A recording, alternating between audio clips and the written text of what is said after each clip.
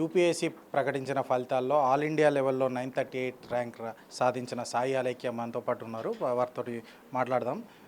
చెప్పండి అలేఖ్య గారు, ఎందుకు మీకు సివిల్ సర్వీస్ సైడ్ వెళ్ళాలనిపించింది?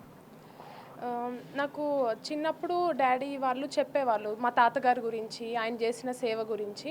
అప్పుడు నాకు చేయాలి అన్న భావన మీ కలిగింది. తాతగారు కూడా అంటే తెలంగాణ రైతాంగ సాయుధ పోరాటంలో పాల్గొన్నారను. ఆయన పేరేం పేరు? రావురి వెంకట్రామయ్య గారండి, గోవిందపురం. అయితే మా దగ్గర నాగులవంచ అనే ఒక ఊరు ఉంటుంది. అక్కడ ఒక దొర ఉండేవాళ్ళు అనమాట. ఆయనకి అగెయిన్స్ట్గా పోరాటం చేశారు వాళ్ళందరూ కలిసి.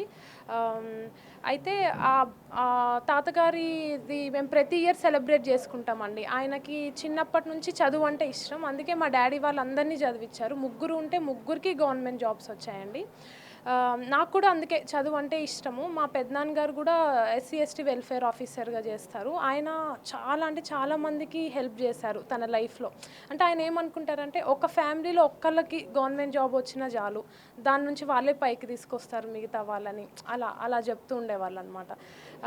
ప్లస్ డాడీ కూడా తాతగారి పేరు మీద డొనేషన్ అలా అలా చేస్తూ ఉంటారు. అది చూసి నాకు చాలా నచ్చేది.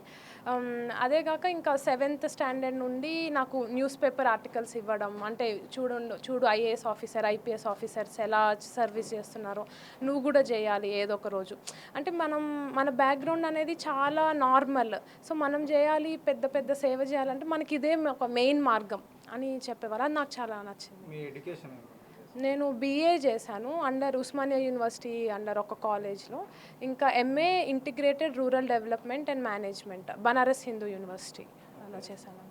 మీరు అంటే కోచింగ్ తీసుకునేటప్పుడు ప్రిపరేషన్లో ఉన్నప్పుడు మీ తల్లిదండ్రుల నుంచి ప్రోత్సాహం ఎలా ఉండేది? మా తల్లిదండ్రులకి నా మీద ఎప్పటి నుంచో నమ్మకం ఉంది. అందుకే నేను ఇంటర్లో అది ఎంపీసీ అవి ర్యాంక్ వచ్చింది. దీనిలో జేఈ మెయిన్స్ అవి కూడా రాశాను. కానీ నేను ఆర్ట్స్ వైపే వెళ్తాను అంటే వాళ్ళు ఒప్పుకున్నారు. ఆ తర్వాత ఎంఏ ఉత్తరప్రదేశ్ అంత దూరంలో చేస్తానన్న వాళ్ళు ఒప్పుకున్నారు. అంటే వాళ్ళకి ఫస్ట్ నుంచి నా మీద కాన్ఫిడెన్స్ ఉంది. అందుకే 3 అటెంప్ట్స్ పోయినా సరే వాళ్ళు ఎంత బాధపడ్డారో అది నాకు తెలియదు, కానీ నా ముందైతే వ్యక్తపరచలేదు. నన్ను ఎప్పుడు మోటివేట్ చేస్తూనే ఉండేవాళ్ళు. మా మదర్ ప్రతి మెయిన్స్కి తీసుకెళ్ళి ప్రతి ప్రిలిమ్స్కి కంప్లీట్గా నేను ఎంతసేపు అయితే ఎగ్జామ్ హాల్లో ఉంటున్నానో తను కూడా వెయిట్ చేసేవాళ్ళు. ఇంటర్వ్యూ కూడా నా కోసం వచ్చారు. ఎప్పుడు వాళ్ళలో నేను నిరుత్సాహం చూడలేదు. నా మీద వాళ్ళు ఎప్పుడు నమ్మకం పెట్టి ఉంచారు. నాకు కొన్నిసార్లు లో ఫీల్ అయినా సరే వాళ్ళని చూసి నేను హ్యాపీగా ఫీల్ అయ్యాను. ఎట్లాంటి అంటే సబ్జెక్ట్ చదివే వాళ్ళకి ఏం చెప్తారు? ఏ సబ్జెక్ట్లో వీక్ ఉండడం కానీ, ఇంటర్వ్యూలో ఎట్లా క్రాక్ చేయాలి, ఎగ్జామ్ ఎట్లా క్రాక్ చేయాలి, ఇంటర్వ్యూలో ఎట్లాంటి క్వశ్చన్స్ వస్తాయి? ఓకే. ఫస్ట్గా మీరు ఏ సబ్జెక్ట్ అయినా సరే ప్యాటర్న్ చూడండి. అంటే పాలిటీ, ఎకానమీ, ఎన్వైర్న్మెంట్ ఇవన్నీ ఏ ఇయర్ ఎన్ని క్వశ్చన్స్ వస్తున్నాయి. కొన్ని ప్రిలిమ్స్కి ఎక్కువ ఉండొచ్చు, కొన్నిటికి మెయిన్స్కి ఉండొచ్చు. నేనేమంటా అంటే అసలు మనం ప్రిలిమ్స్ ఒక అటెంప్ట్ ఇద్దాము అనుకుంటేనే ముందు మెయిన్స్ ప్రిపరేషన్ లెవెల్ అయిపోవాలి. అంటే ఆ ప్రిలిమ్స్ వచ్చాక ఆన్సర్ రైటింగ్ స్టార్ట్ చేద్దాం, ఆప్షనల్ స్టార్ట్ చేద్దాం, ఇలా ఉండకూడదు. ముందే అయిపోగొట్టాలి. అంటే ఒక టెస్ట్ సిరీస్ రాసి సిద్ధంగా ఉండాలన్నమాట.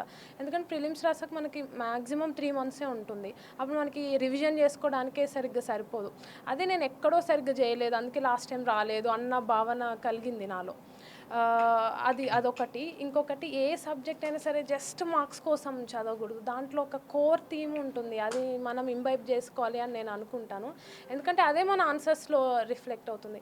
ఇంకా ప్రతి ఒక్కరికి ఒక ప్రిన్సిపల్స్ ఉండాలండి. అందుకే ఎథిక్స్ పేపర్లో వాళ్ళ క్వశ్చన్స్ కానీ కేస్ స్టడీస్ కానీ అలానే అడుగుతున్నారు. మన ట్రూ క్యారెక్టర్ బయటకు వస్తుంది. ఇంకా ఎస్సే కూడా అంతే. మనం 3 అవర్స్లో 2 ఎస్సేస్ రాస్తాం. అవి కూడా ఎక్కువ ఫిలసాఫికల్ క్వశ్చన్స్ అడుగుతున్నారు.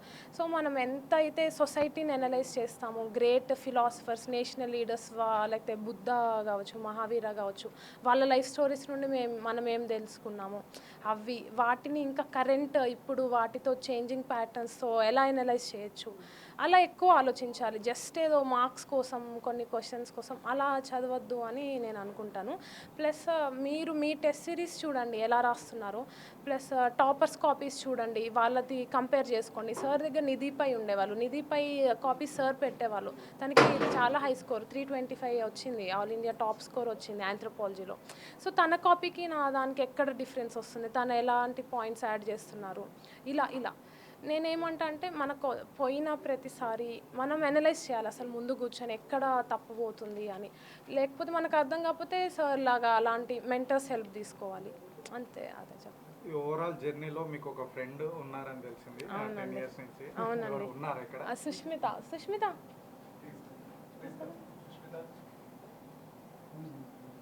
ఓకే. తను సరే చెప్పండి. తను నేను BA ఫస్ట్ ఇయర్ నుంచి ఫ్రెండ్స్ అండి. మా ఇద్దరికి సేమ్ ఎయిమ్ ఉండేది సివిల్స్ అని. వస్తుంది ఓకే. తనకి అవ్వలేదు, అంటే మెయిన్స్ అవ్వలేదు. అయినా సరే తను నాతో కన్సిస్టెంట్గా ఉండి, తను ఫెయిల్యూర్ అయినా తనకి రాకపోయినా సరే నాతో తను ఉండేది, ప్రతిసారి ఉండేదన్నమాట. లాస్ట్ ఇయర్ మెయిన్స్, ఈ ఇయర్ మెయిన్స్ మా మదర్ తనే రోజు వచ్చేవాళ్ళు, నాకు తినిపించేది, నాకు చెయ్యి రాసి రాసి పెయిన్ వస్తే వాల్నీ జెల్ కొట్టి. ఇవన్నీ విషయాలు ఓకే ఓకే చెప్తాం. అంటే ఫైనల్గా ఇంకో క్వశ్చన్, అంటే సివిల్ సర్వీస్లోకి అంటే సర్వీస్లోకి వెళ్తున్నారు కదా, ఏ డిపార్ట్మెంట్ చూస్ చేసుకున్నారు? మీకు ఖచ్చితంగా అంటే ఈ పరిస్థితులను చూసి జాలిపడి అంటే ఇది మార్చాలి అని ఎట్లాంటి సందర్భం అనిపించింది? నాకు ఐఏఎస్ అంటే ఇష్టం అండి. ఎందుకంటే ఒక ఐఏఎస్ అనే వాళ్ళు ఒక డిపార్ట్మెంట్ కాదు, చాలా డిపార్ట్మెంట్స్ వాళ్ళ కంట్రోల్లో ఉంటాయి ఒక డిస్ట్రిక్ట్లో. సో వాళ్ళు వాళ్ళ క్రూషియల్ డెసిషన్ మేకింగ్ అనేది ఇంపార్టెంట్. అంటే ఇప్పుడు ప్రెజెంట్ సిచ్యువేషన్లో హెల్త్కి ఎలకేట్ చేద్దామా, ఎడ్యుకేషన్కి చూద్దామా, ఆ ప్రోగ్రామ్ చూద్దామా, లేకపోతే ఒక డిజాస్టర్ వస్తే ఫస్ట్ వాళ్ళే రెస్పాండ్ అవ్వాలి, ఒక పెద్ద లా అండ్ ఆర్డర్ ఇష్యూ వచ్చినా వాళ్ళే రెస్పాండ్ అవ్వాలి. అంత రోజు డైలీ ఛాలెంజెస్ ఉంటాయి. దానికి చాలా స్టేబుల్ మైండ్ కావాలి. వాళ్ళు తలుచుకుంటే ఎన్నో లైఫ్స్ చేంజ్ చేసే అంత పవర్ ఉంటుంది వాళ్ళు. సో నాకు ఐఏఎస్ ఎయిమ్.